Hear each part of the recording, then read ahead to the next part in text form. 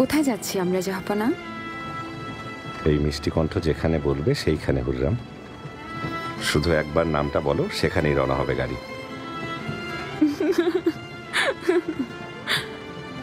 আপনি আমার সব সুলতান। আপনার সাথে যেখানেই যাব সেটাই আমার জান্নাত হবে।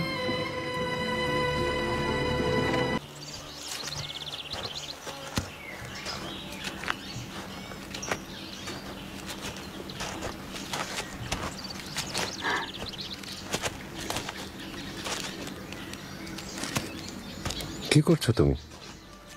আমি ছোটবেলা থেকেই এরকম করতাম। আমার মা বলতেন, খালি পায়ে হাঁটবে, তাহলে তোমার মনের সব দুশ্চিন্তা মাটিতে মিশে যাবে, মাটি সব শুষে নেবে, তুমি শান্তি পাবে, সুখী হবে। একদম ঠিক বলতেন তোমার মা। মাটি হচ্ছে মানুষের সব চাইতে আপন, কিন্তু তাই বলে এরকম খালি পায়ে দৌড়াদৌড়ি করা একদম ঠিক না।